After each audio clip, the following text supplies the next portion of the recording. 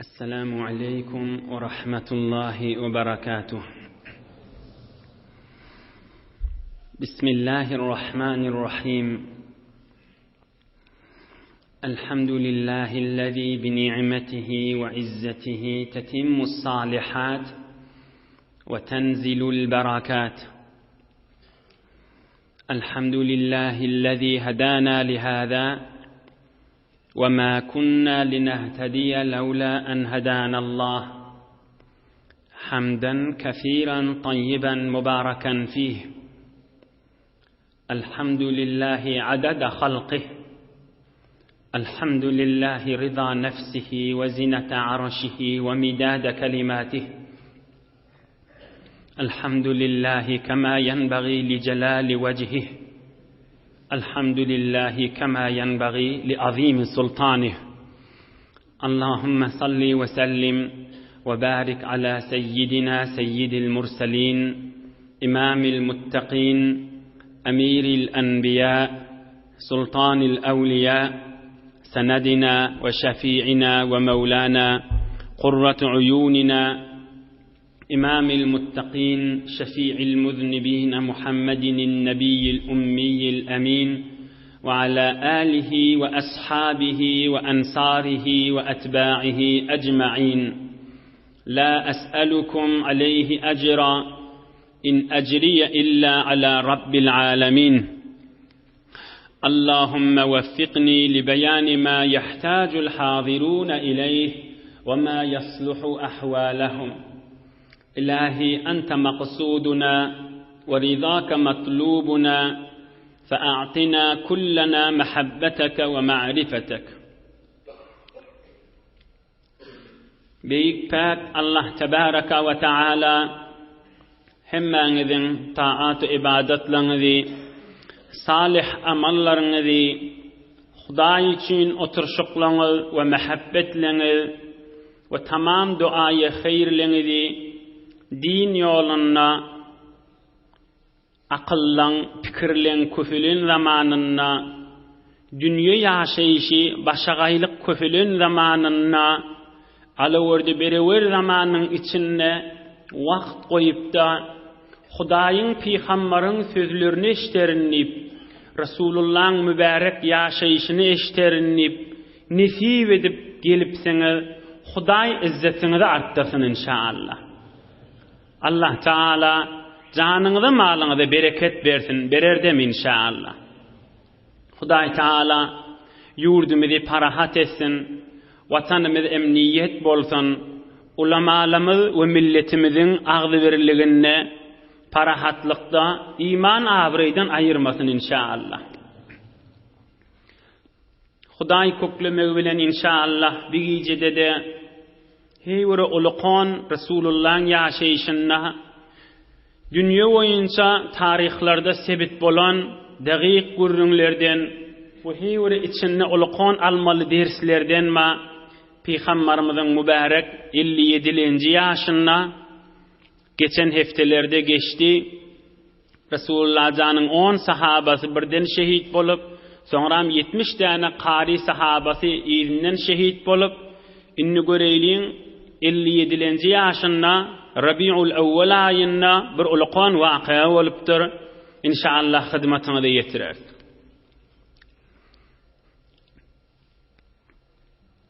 İlla 6. yaşında Uhud uruşu olupdu. Uhud uruşunda da kan sahabalardan şehit bolupdu. Oham 10 iydinden Uhud uruşundan sonra faciatur raci' walli 10 sahaba şehit boldu. 10 iydinden faciat bi'r mauna walli 70 sahaba şehit boldu. Oham bir Resulullah canı heyver ağramlar düşüp geçen hafta geçti. Bir aylap dağı 5 vakt namazda dua kunud okuyup bunlara beddua edip hem sahabalarının yüreği caylaşar yali ve hem öz yüreği caylaşar yali. Oham inni Medine-i Münevvere'de boşan kaptallarına Yahud de otida. Şu mahalleçeli de Yahudiyle bilen Müslümanların arasında odal kamil geçti. Ehdname vadi bir-birini degmellel, bir-birinin hormatını saklamalılan. Şu yaşa gelen çağda Peygamberimiz Medine-i Münevvere'ye geleni verdi. Yahudilerin korkusu vardı Müslümanları degmeden bireme iyin edebederekti. Ohan bir yağdaylar Yahudilere görüp, Yahudiler da öz yağlarının özü bireme kızıp Müslümanlara ve Resulullah'a bir edepçilik ve bir hormatçılık belki ceng meydana çıkmağa teyarlık görecek bortturlar. Bir faciatur raci' ve facia bi'r mauna Resulullah'ın kan sahabaları dünyadan geçenden sonra Yahudiler Mekke-i Mukarremen kafirler bilen Medine'nin Yahudiler ha Mekke-i Mukarremen kafirler bilen zol namı yazışıp adamı verişip haber alışıp Medine'nin şizire kutahileri var, şizire kemçilikleri var deyip hulasa haber verip duranmışlar. Şu yağdayda Peygamberimiz bir neçe sahabaları bilen Mescid-i Quban anırsında oturan Yahudilerin aralarına Beni Nazir diyen tayfan arasına Hazreti Ebu Bekir Siddiq, Ömer el-Faruk, Ali Murtada ve bir neçe az sahabalar bilen şol Yahudilerin aralarına var ya bir zadım maslahat nıkmadan çüreyim. Ohun fastaqbalun nabiyyal Mustafa sallallahu aleyhi ve sellem bil bashashati ve qalu na'am ya Ebel Qasim hatta tatta'ima ve terci'a bihajatik.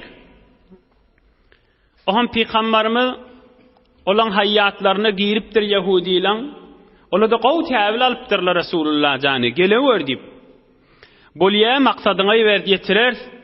Bolcak maslahat deyiptirler Resulullah canın maslahatlaşanlar adını.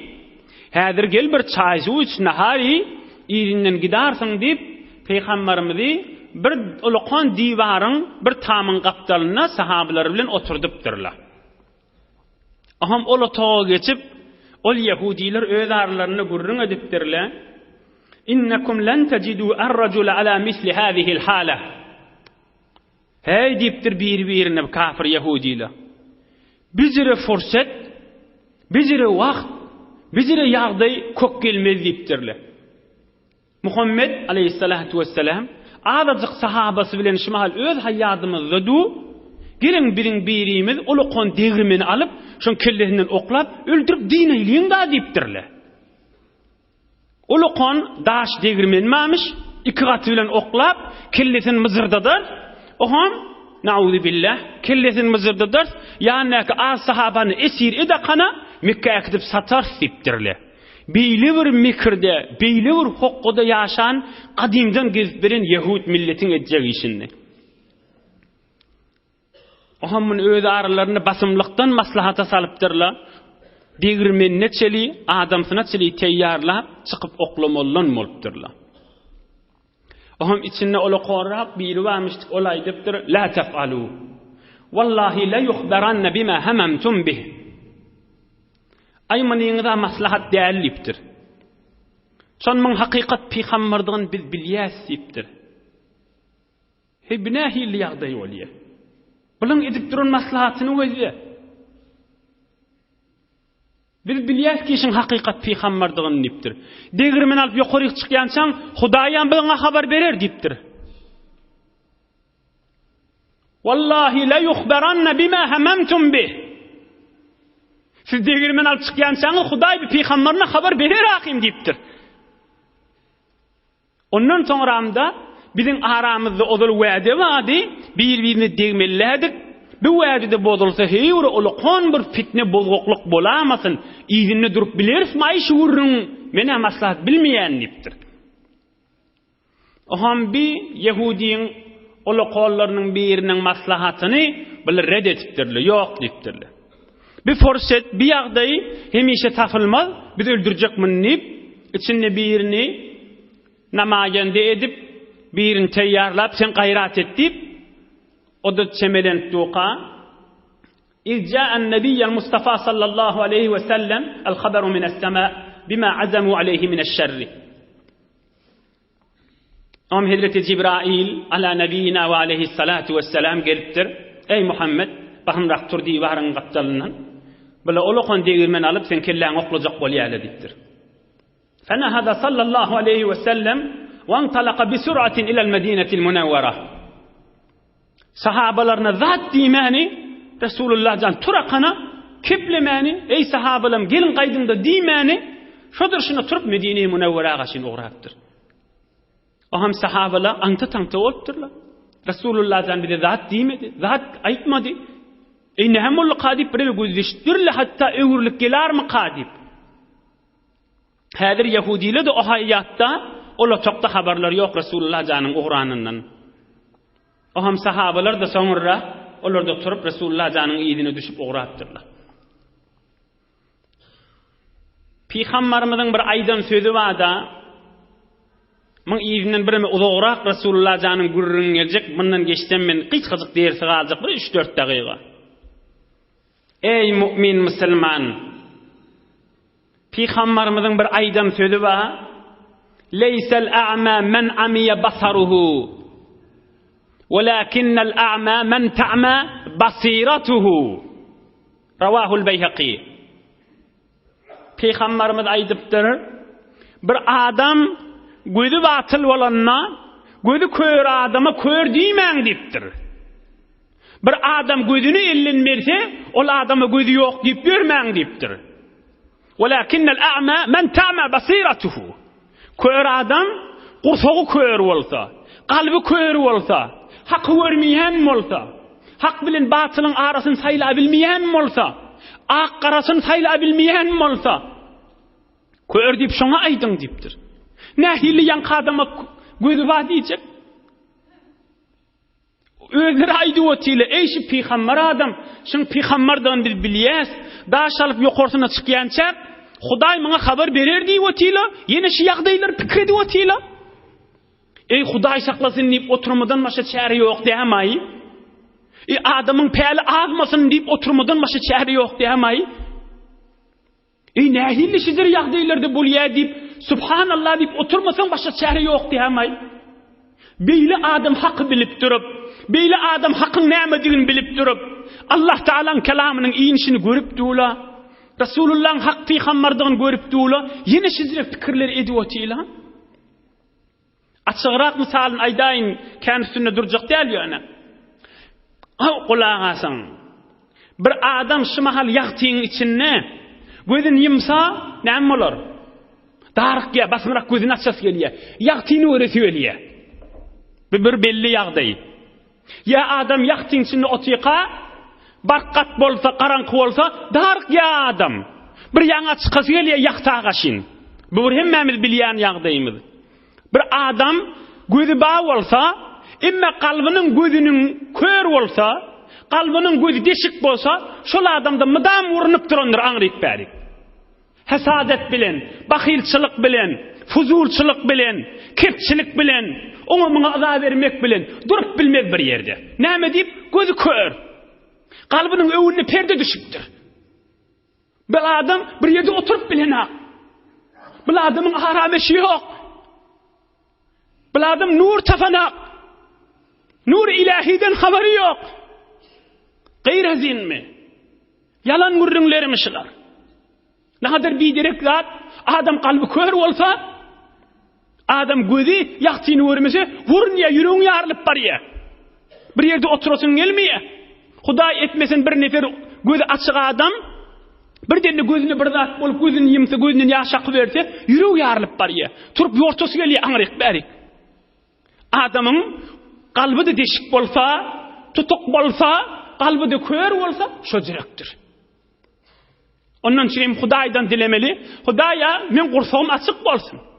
Men kalbim kör olmasın. Men hakkı görüp durayım. Hakkı hak bileyin ve batılı batıl bileyin. Vah Resulullah canın duası da Allahümme erinel hakka hakkan varzukna ittiba'ahu ve erinel batile batilen varzukna ictinabahu. Hudaya men hakkı hak görüp şun iyidini düşeyin, batılı batıl görüp şundan çekineyin diyenmişti. İnhe bilen gözünün körlüğü, kalbinin körlüğü. Şu ýagdaýa düşjek boldylar. Ondan soňramda ey Resulullah janyň nahat gaýgysy känmiş. Nahat gussasy kän. Nahat dünýäň narahatlary we aziziň üstünde känmiş. Hey Uhud urşundan bir ýyl geçen hadir. Muharram, Safar, Rabiul Awwal. 90-80 sahabat şehit bolandan bir ay geçen hadir. Hey bir ay geçen hadir. Biz de ýerint berşimiz ýerde Resulullah janyň ýaşap berşi ýerde. Kulasa Yahudiler Resulullah'ı öldürecek bolup degirmeni oklajak boldylar. Hudaý da habar berdi. Bilen kalplarının körlügünden boldy. Hudaý saklasan kalbi körlükden.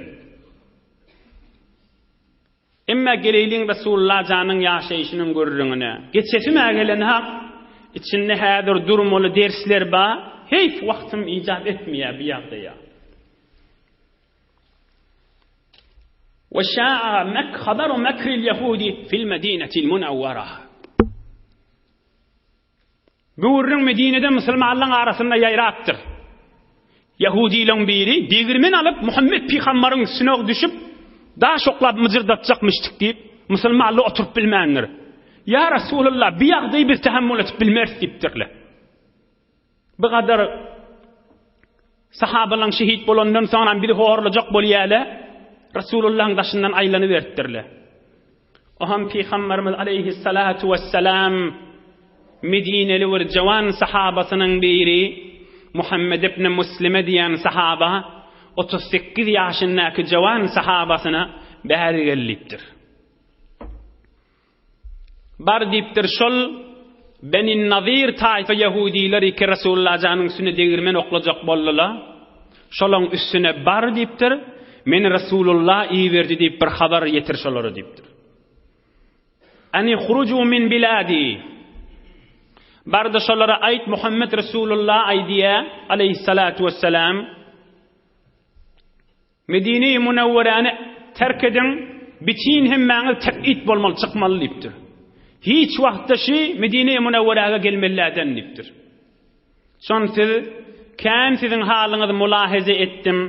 Kafir ýagdaýlaryňyz bilen Yehud boladura Resulullah düşmançylyk ededira sizi zat degmezdim diýipdir. Aýt şolara diýipdir. 10 güllep fursat berýän. 10 günden soňram haýsy biriňiz görsem, zaraptu unuqahu sür defesinden boynuny kesip kellesini ýoklaryny aýdaga şolara diýipdir. Elam jeng etjek diýip aýt diýipdir şolara. Oham Hazreti Muhammed ibn Muslime Resulullah janyň 38 ýaşyndaky daýaw sahabasy barıpdyr Beni Nazir taýfasyna barıpda habar beripdir. Men Resulullah'ı verdi aleyhissalatu vesselam 10 gün size wagt berýär bu kulli iştadan çykyp gitmelinden diýipdir. Äpbermeli ýurduňyz diýipdir. Al Haybara gidersiňiz, Şam'a gidersiňiz, ýerek ýok bolsaňyz şoňa ýok boluň. 10 günden soňra görsem onna jeng meýdanyna gaşyn teýýarlanyň diýip aýtdypdyr. Olar teýýarlanyp gün sanap teýýarlanyp duranmışlar. Emma wagt geçmäke, 2 gün geçmäke Medine-i Munawwarada bitin munafyklaryň başy ol näçe habar gurrun geçenler kim? İbn Selul. Ol munafyk ogrinça adamy berdir Yahudilere. Anisbutu ve temennu. Näme çykbamy diýipdir? Galyň ýurduňyzda diýipdir. Näme Muhammed çykyň diýende çykjak bolýaňyzmy diýipdir. Aleyhissalatu vesselam. Näme çykmalymy diýipdir? Daýawdyryň diýipdir. Meger men ölümmi diýipdir. Beýdip şeýdip 2000 nefer aýyşyraryň diýipdir. Şu aýdyp duran şu mahal türkmençe kepläp durallam 28-nji para Sure-i Haşr şoň aýalarynyň da manasy haşy. Men o aýatlary okuyup Kur'an okuyup manasyny aýtsam uzaga gitjek. İnşallah işte teberrüken birje aýatynyň terjemesini aýdaryn. Sure-i Haşr Sure-i Beni Nazir diýeli. Ýöri teşgirrün şo. Hatta şu urrunda wada munafyk aýdypdyr. La in ukhrijtum lanakhrujanna ma'akum wa la nuti'u fiikum ahadan abadan ayat haş. Näme çykbam oturun diýipdir. Men bararyn kömekleşerin diýipdir. 2000 neferim ma diptir. Ahirine çeli diptir, qırılşarla diptir. Söz çıkarmars Medine'den diptir. Yankı münafık şey diptir. Hayzi münafık. Her cımgıda milletin arasında yukarı kalıp Muhammed Hudaýyň iyi veren adamsydyr. Bir dermandyr kadryn bilewerin dip yalandan türkü ýygyryan adam ha. Her cımgıda türkü ýygyryanmışdykda. Musulmanlyda Sinden tutup otursana neci sana gelişen akşı yağdı diýerlerinde innemeni beýle bir gaýda, beýle bir cesur, beýle bir tersi adammışda, münafıkmışda. Ohan bir Yahudiler doğru aýtýar diýipdir. Näme çıkbamy diýipdir. Bir münafıkda bir de kömekleşjek bolsa, 2000 nefer adamsy baý bolsa, olar da Resulullah jana adam ýerdirler. Inna lan narima darana fasna ma badalak. Resulullah jan sahabalar bilen otiqa bir adam gelipdir Yahudilerin tarafından biz çıkmayat halanjaňy diýip aýtýarly diýipdir. Wa kabbara Resulullah sallallahu aleyhi ve sellem ve qal harabat yahud. Oho Allahu ekber diýipdir Resulullah jan. Yahud jeňe teýýarlandy diýipdir. Sahabalar teýýarlanyň diýipdir. Goşuňyz tekmilleň diýipdir. Bayrağı perçemide Hazreti Ali Murtaza radıyallahu anh'a berip bütün goşun teýýarlap yörüň Beni Nazire gaşyn jeň meýdana gideýin diýipdir Resulullah jan. Haçan 10 günden soňra 10 güne çeli çykmandyrlar, fursatda beripdir. Çykmadylar, Resulullah jan goşun menen bile ogratdyr. Ol münafık ola öýünden gymyllamandyr. Şolay diýen gördüňimde Qur'an-ı Kerimde baha. Ol münafık öýünden gymyllamandyr, bir nefer barın kömekçi de bolun diýmändir. Şeytana meňdeş adam, mydam adamy kızdyryp, biýabry boljak bolanda hoşlaşyp da gitýändir. Adam äpberip gitýändir. Mene hemme kişi ýygynyň içinde görüp durandyr. Berde sana kömekleşýä, haçan biýabry boljak bolsaň golaýynda ýokdur. Hiç çykmandyrlar. Gymyllamandyrlar. Resulullah janna goşuny bilen baryp, ikindi namaz wagtynda yankı Yahudilerin daşını alıptır. Olonda heyvuri qayyum qal'ası varmıştı. Beter qayyum qalası varmıştı. İyi biçkileri, teçhizat-ı cengisi beter kamılmıştı. Şunay diyen gurrunumda Kur'an-ı Kerim'de var. Aham Resulullah can ikinliğini okuyup, akşam okuyup, yatsı okuyup, 15 gece unnil şonu muhasere oturttur. Aham وَأَلْقَى اللّٰهُ تَعَالَى فِي قُلُوبِهِمْ الرُّعْبَ. Hudaý Taala Yahudilerin yüreklerini korku oklap, olar oturan yerlerine titrep, namit bolup, qiyğırıpdırlar, jarçylaryny qiyğırdypdyrlar. يَلْتَمِسُونَ مِنْهُ أَن يُؤَمِّنَهُمْ حَتَّى يَخْرُجُوا مِنْ دِيَارِهِمْ. Bizim canımıza değmesin diýipdirler Yahudiler. Biz bir kulli çıkıp gitmene razı diýipdirler. Bizi öldürmese bolýa diýipdirler. Resulullah jan aýdypdyr, bolýa diýipdir. Çıkın diýipdir. Ukhruju minha wa lakum dima'ukum wa ma hamalatil ibil illa al halqa faradu bizalika. Öz janyňyza digjekler diýipdir. Näçe diýe ýükläp bilen malyňyz bolsa äkidi berin diýipdir. Düýäň ýükläp biljek zadyňyz bolsa äkidi berin diýipdir. Gas penjarasyna çyly äkitjek bolsaňyz äkidin. Olarda bolýa diýip öýlerini ýykyp, gas penjaralaryny alyp 600 diýe bolup, zatlaryny ýükläp Medine-i Munawwara'dan zelil bolup, hor bolup, dünýä ahiratlaryna betbaht bolup, bir iksanjagy musulmanlykda bolup galypdyr, başgasy çykyp gidipdir. Ham çıkıp barya qala ve ma'ahum ad-dufuf wal-qiyan ya'zifna min khalfihim hatta la yashmata bihim al-muslimun. Çıkıp barya qalada aýdym okuyan, oyun çıkaryan zenanalaryny sefin iň ahyrına goýup, dümmek wurduryp, tüýtük çaldyryp, oyun çıkardyp, aýdym okudyp gidipdirler. Hamany bir narahat däl, musulmanlar hoş bolamasyn diýip Medineden şey diýip çykyp gidipdirler. Hudaý Taala şolu barada bir sure beripdir. Al huvallahu'llezî la ilahe illahu alimul gaybi veş-şehâde huve'r-rahmanur rahim huvallahu'llezî la ilahe illahu. Hemmemiz bilýän ayetlerimiz we mübarek aýalar. Şu aýarda şu sureň ahyry. Men fakat terjümesini aýdyn, emma terjümesiniň özü şudur şu dersde. Tefsirini inşallah soňram Hudaý Taala Qur'an-ı Kerim'iň tefsirini aýdyp barýaka köklerini aýdar inşallah.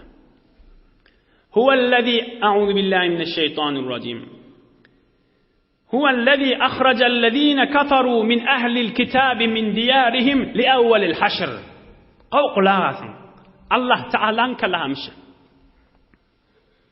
خدايا ايديا من خداي çıkardım şu Yahudiler evvelin bar özlerinin yerlerinin ve hayatlarının huvellezî ahraca men Huday çıkaryanşlar deyiptir.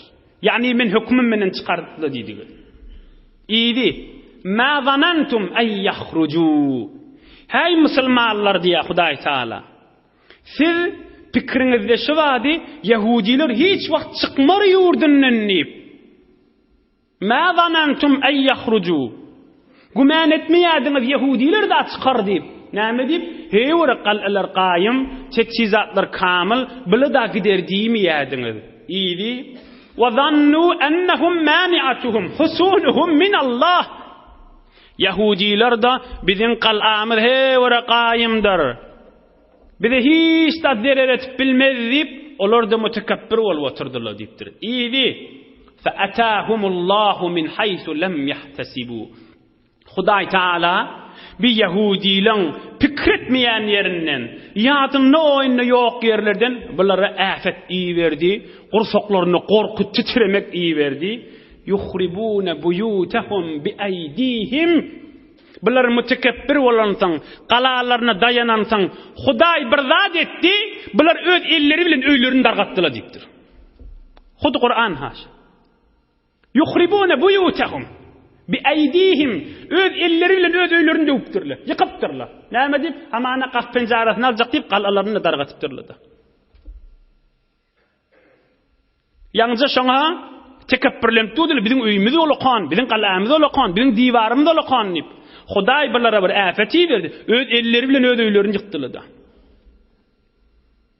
Ahir aýa näme? Fa'tabiru ya ulil absar. Huday aýtdy. Ey akıllı insanlar ders alın bulardan diye. Fakat tercümesini aytdım, koyacaktım, tefsirini aytacak. Fa'tabiru ders alın ya ulil absar. Ey savatlı, akıllı, huşli ders al bulardan diye Huday Teala. Bütün alam cihana ediptir. Müslüman kafir ediptir. Her kim men aklım madiyan mutaşından ders alsın deyiptir Huday Teala. Näme deyip? Ondan bundan ders almak akıllı adamın işidir. Bir neçe derslerini alaydiňinde. Yahud ödünün kudretine dayandı. Ödünün malına dayandı. Ödünün öýüne dayandı. Ödünün qalasına dayandı. Hudaý näme etdi? Bulara bir zat etdi, öz öýleri, öz elleri bilen döwsüller. Çeraqi rake izet ber furuzet, haramke pof konet rişeş besuzet. Hudaýyň yak goýan çyrasyny söndürjek adam, Hudaýyň yak goýan dinini söndürjek adam, onu üflese öz göz gaşy yanar, başga zat bolup görmer. Öz saqqal saçy yanıp galar. Çeraqi rake izet ber furuzet, haramke pof konet rişeş besuzet. Çeraqini ki hak yandırdı koydu, anikim püftüydü saqqal koydu diye sofallah yarişa. Hudaýyň yak goýan çyrasyny, Hudaýyň yak goýan nurun söndürjek adam öýdi darga, öýdi delil bolar. Rasulullah'ı öldürjek diýip bigat hok etdiler, özleriniň kudretine dayanıp. Bular näme boldy? İnsan her haçan özünün kudretine dayansa gaty hor bolar. Nähille adam kudretine dayansın? İnsan hiç de yaraw yok ki, açlyga, susuzlyga, gyzygyna, sowga, tüssäge, tozana, yele, gäde, barga, haýsy bir zat zat bilýärdim. Hiç de. Görünmeýän mikrobuny öňüdürip bilenak. Siňiň aýakjygyň näki görünmeýän duran mikrobuny öňüdürip bilenak adam. Näzire qal'an içinde ýaşap be, näzire tamam öýdi, meňe hiç meritçilik gelmer diýip tamam behdaşdyr aýet edýärdi. Onu da bir yadın ne oyundan yok yerden Hudaý Taala mikrobi verip onu tutakyny göberdenak. Aya ders almalymy? Hudaý aýdypdyr, ders alyňşylardan diýipdir. Ondan sonra Rasulullah jan biz musulmanlara bir dua öwredipdir. Ey musulmanlar, kan aýdyň şu duany. O da näme? La hawla ve la kuvvete illa billah.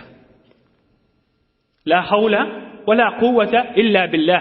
Bir adam awadan bolsa, ya bir adam maly kan bolsa, ya bir adamyň tahsilaty ýokarda bolsa, men aýtmalylar diýen gurrun ýokka.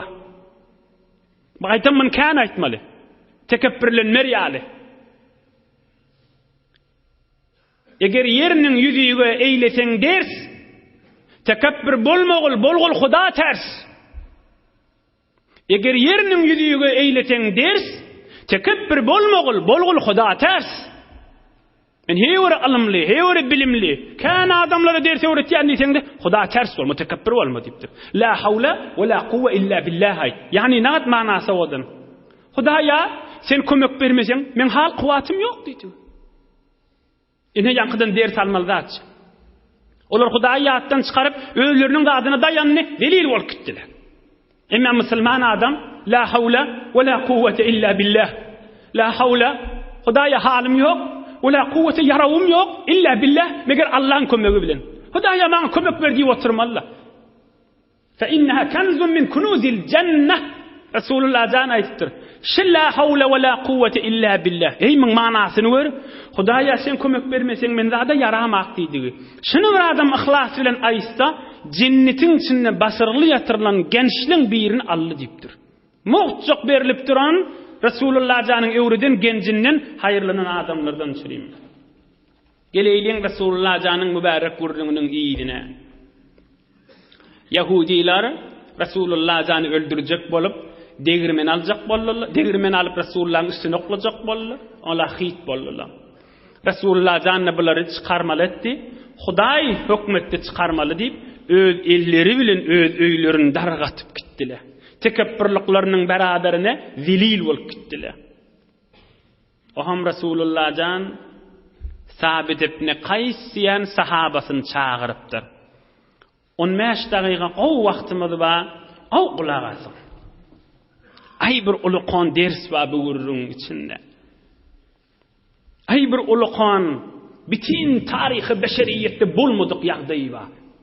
Kafir musulman göz gulugyny açyp kulak asyp oturmaly ýagdaý bar mıň içinde. Ahun mualla sofi işan şofan hele yerket içinde ders almaly gurrunma. Dogon-dogonyň arasynda gurrunma. Yaşuly ýaşkyçyň arasynda gurrunma.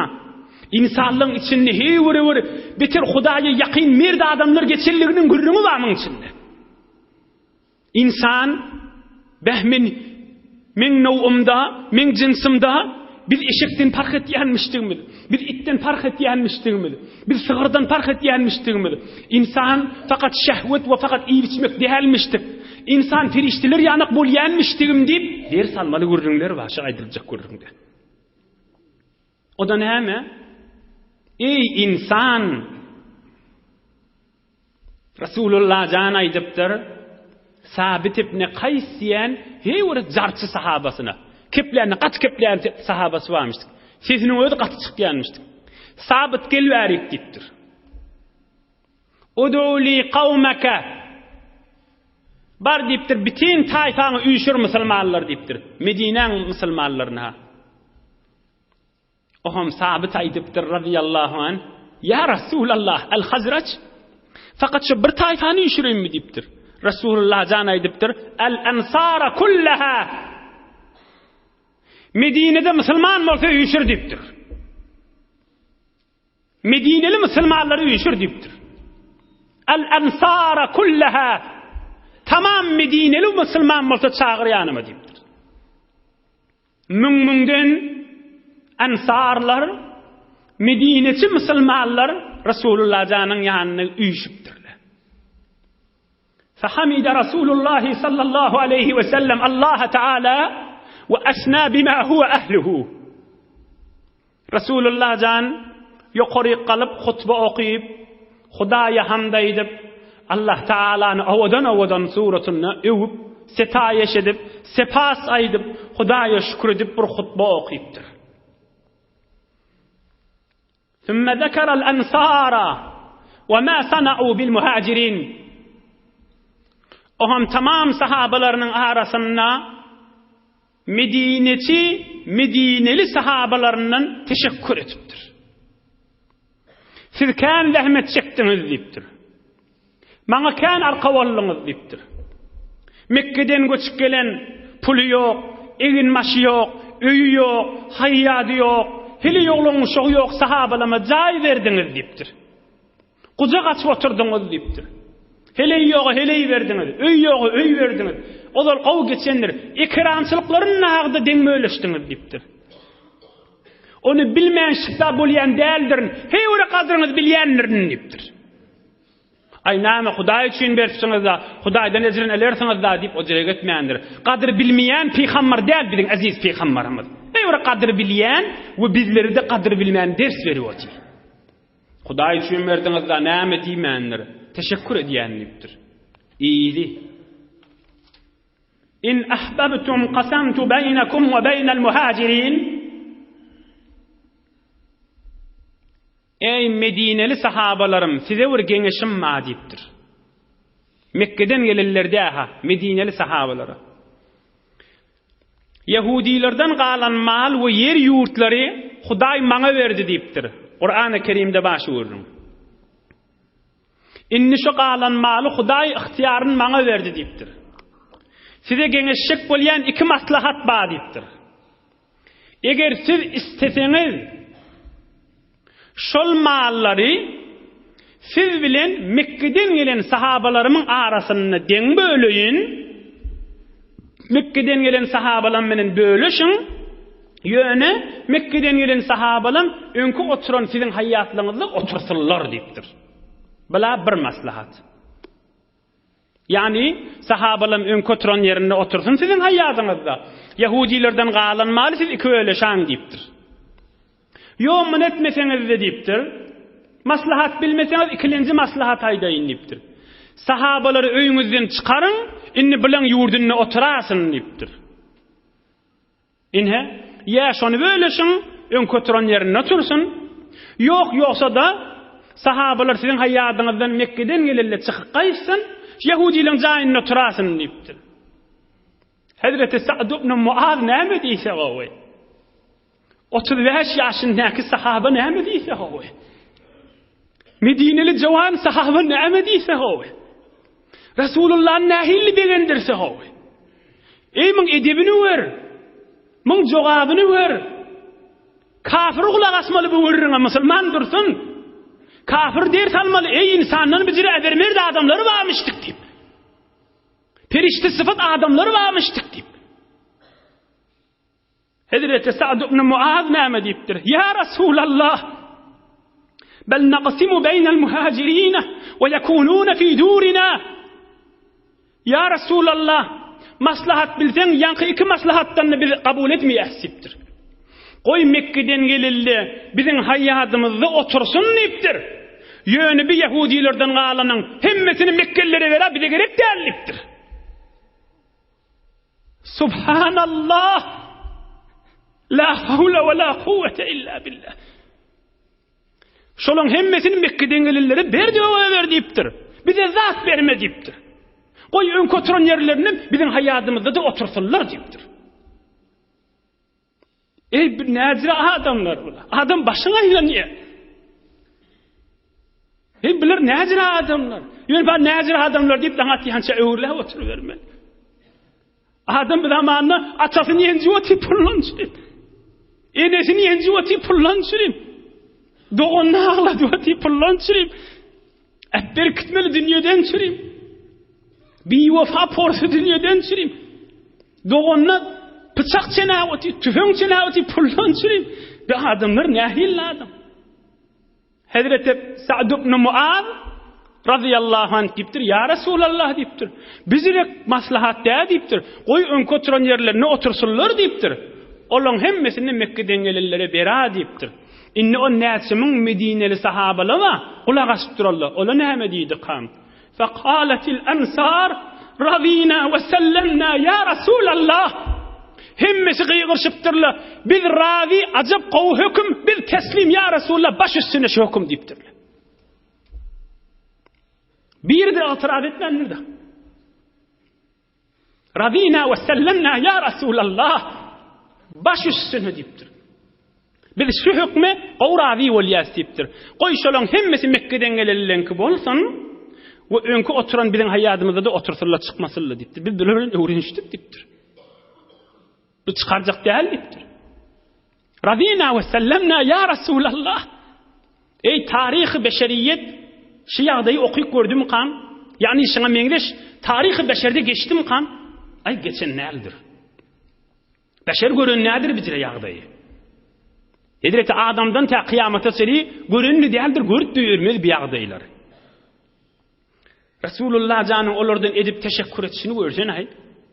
Havluk manzık, önçek bölmeke, bölme vurun ağzamaka, siz kan zahmet çektiniz, sizden teşekkür ediyernip, özünü küçeltyen yalı olup, tamam pespelçilik bilin edip hutba okuyuşunu, sizleri pespel adam, beşer gördüğümü kan tarihte, görün neldir? Mutmain olun görün neldir? Dersal ey insan, pespelçiliğini görsen ay, öyünün içinde adam baş bolunda ne tıkıp birlenecek bolya. 3-4 neferin üstünden özleyenine, bir kargerlerin üstünden özleyenine burnu yerlenecek bolya adam. Kargerlerin üstünden özleyip tuqa. Şolara azap verecek bolup, kat kiblecek bolup. Bütün insaniyetin üstünden özleyip tu, pespelçilik bilen geniştir şunu özle. Ya sahabalarım, näme maslahat bilýäňiz diýweti, o da kime? Sahabalarının ıgtirat etmeyeceğini biliyor, baş üstüne diyeceklerini biliyor, zahallarını veripdi ol Resulullah'ın evine. Mal näme? Onu da şolara hormat koyup genişweti. Çağır hemmelerini bir nagat azizmiştik Resulullah can. Bir nagat azizmiştik. Bir nagat insanmıştık. Bu näme olursan olurdu vermeli. Kodamin sohan guyemet ki vala tarizde ançı men guyemet diye Hazreti Sa'd dedi. Men näme diyeyin diptir ya Resulullah, näme isem sen ondan gawki diptir. O da şol gynçylyklaryň içinde, şol musibetleriň içinde, şol azalyň eteğinde. Ondan sonra da Medineli sahabalary olaň edebini asman yıldız angalanlar bilen edeplerini. چو انعام کردی مشو خود پرست که من سرورم دیگرم زیر دست. ای صدقه وریان آدم قلاق است. چو انعام کردی مشو خود پرست که من سرورم دیگرم زیر دست. mal sadaka verdim, havada men server da siz pes saat diyama diptir. Olar sadaka beripdi, yaxşılık edipdi, ödünü küçültdi. İyidi, Kerem Han de'em sireti serveran, galet goftem ahlak-ı peygamberan. Berekallah Hazreti Sa'di, aleyhirrahme, Huday ruhun şad etsin sen. Kerem Han de'em sireti serveran, galet goftem ahlak-ı peygamberan. Sahilik, qawluk, doğuncunun dadına yetişmek, garip doğunun dadına yetişmek, bu husus ilk güllerde, Ramazan aylarda ve her bir yağdaylarda olsun.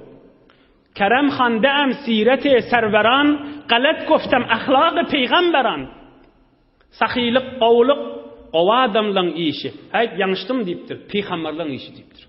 Galet goftem, o adamlan işi, baş adamlan işi değil, ahlak-ı peygamberan, peygamberlan ahlakı deyiptir. Bular şoň için demişdik. 3 daqiqa wagt bayanida. Ey bilan bahilçiliklar ýerek gitdiqam. Bulu o dogollaryna bahilçilik edenek, şu mahalleçiliğe gelip bizim üýümizde oturduňyz, bolluda hanny diýip dagy, bilan içi garalyklary ýok. Bilan hasadetleri ýerdiqam. Bilan bahilçiliklar ýerdiqam. Bilan malyň üstüne kine kuduretler bolýarlar ýerek gitdiqam. Bulu biri-biriniň üstüne ölüşip barýarlyklar ýerek gitdiqam. Şulan içinde de qaharjan adam badır ahim. Şimdi münglerçe neferin sahabalan içinde olal öz vücudunda qaharjan adam bar. Hazreti Ömer qaharjan adammıştık. Yani Mekkeli. Hazreti Ömer yanık Medinelilerin içinde de qaharjan adamlar badır ahim. Bolmadı ki deyip turmalı ki şulan içinde biri turana. Tursa da Resulullah can lep kulağası bolya diyeceğini bilivetiyle. Näme Resulullah'ın öyle gene şu eti bilara.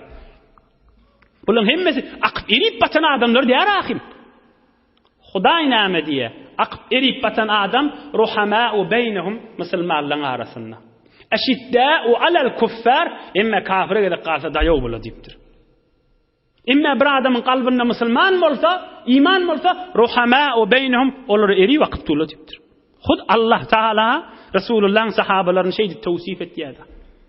والذين معه أشداء على الكفار رحماء بينهم. محمد پیغمبرن yanına sahabalar va kafirlerin arasında heyur dayo ödarlarında eri vaqt dolu dip turdu. Bulan hasadetleri de yok. Fırsatında kadrini bilip Resulullah'ını beğendirip ruhlar şad bolup dünyadan geçip cennete girip yıkılyanmıştır, cennete düşüyenmiştikler. Cahiller çıkıp ölülmeyin, cennete düşüyenmiştikler. Gününün insanlarmıştıklar. Belki bunlar bir zamanında da biz mümin Müslümanlara ders olup orsoklamız ve öylemiz nuri imandan dolu olsun inşallah. Huday Teala merizlerimizde de şefa versin. Huday Teala orsoklayakı dertlimizde de şefa versin. Huday Teala doğun karınlaşın arasında, ilgunun arasında ağzı birlik, muhabbetten ayırmasın inşallah. Huday Teala parahatçılık, emniyetçilikten ayırmasın. Ulamalarımız ve milletimizin ağzı birliğine, kan hacıgden doğullamızda ba, ola da ihlasdan çıkmani, Huday için olup, birine qavluğa kömekleştirip, ruhaniyliğin diyeninden çıkmani, edip bilce olup, kabul hac bilin, salimin, ganimin, mustafidin olup evrilsinler inşallah. Bir alhamd kulu valla Suriye falağı nas qoşup okuyayliň, ötüllemizin de ruhun hoş edeyliň. İlgun daşda yaqinnak doğanjyklarymyzda watanymyzda da doga eder. Hudaýdan heýre umydy bardyr, kabuldur inşallah dogalar. Okuýberim.